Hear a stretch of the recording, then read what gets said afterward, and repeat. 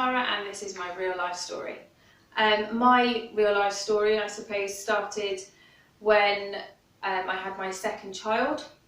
I had Nathaniel first, and it was lovely and everything seemed quite rosy. Kind of the same late nights happened and you kind of got used to the lack of sleep. I had a wonderful church family looking after us as well.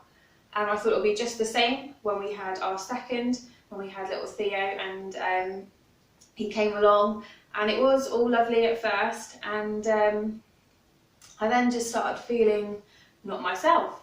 And I thought, it must be just kind of baby blues, as they call it, and I didn't think anything of it. And my husband was amazing. He supported me throughout the whole thing. So I had a friend come to stay. She's a really, really good friend of mine. She's known me for years. She knows me inside and out. And she said to me, Tara, you're not right. You're not your bubbly self. You're not coping with your emotions.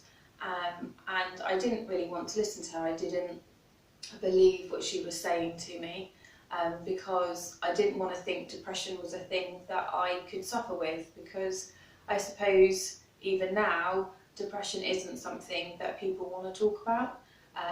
Depression is something that can tarnish kind of how people look at you, and you get that kind of sympathetic nod into one side, and I didn't want people to look at me like that.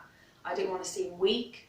I didn't want to seem like I wasn't in control, and it was really hard to hear her say those things to me.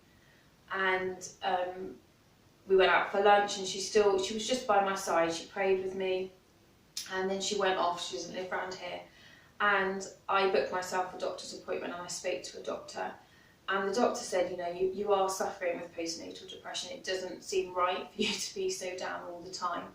And I just broke down, I think, and it was a realisation that this is real, and it is something that I will have to live with. It's something as a family that we had to deal with, and I suppose it was a release to know that I wasn't just being a really bad mum. It was a relief to know that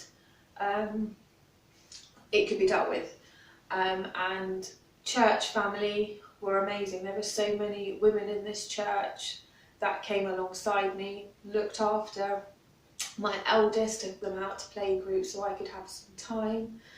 There were people that just prayed with me and reminded me that I was God's and he wasn't going to let me suffer on my own.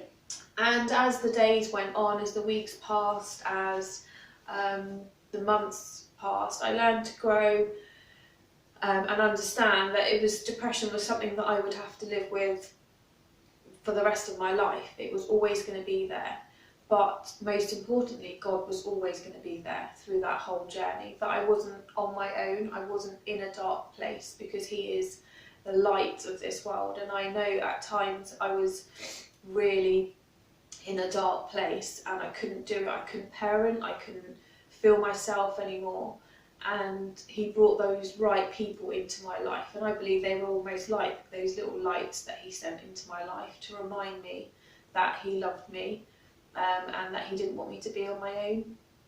And so through a bit of medication, but also a lot of just getting out and about, I started running, I started doing a lot of exercise. It helped me just control my emotions.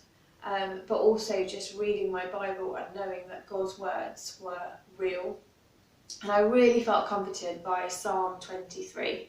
And it just said, the Lord is my shepherd. And I've always held on to that through lots of other dark times in my life, that he was there to protect me.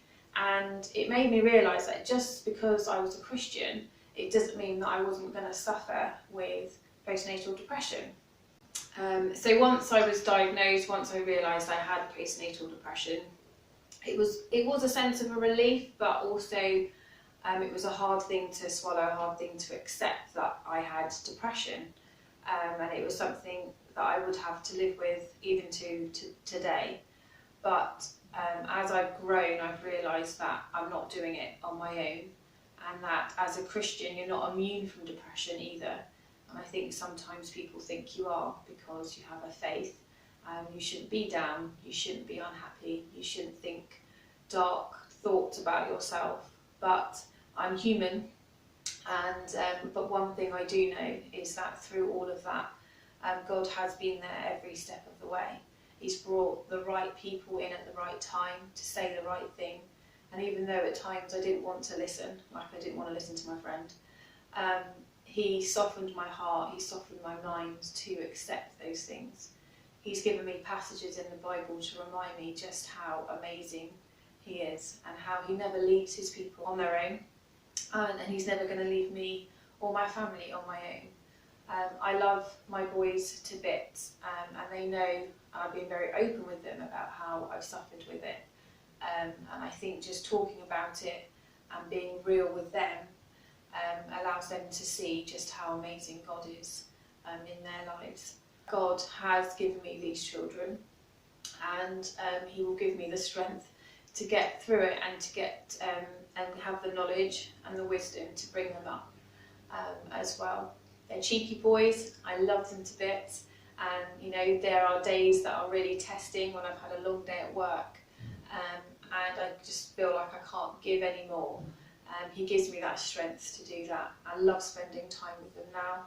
But like I said, I live with depression, and I have to deal with that every single day. But I'm a real human being, I'm a Christian, and I'm loved by God. And that's my real life story.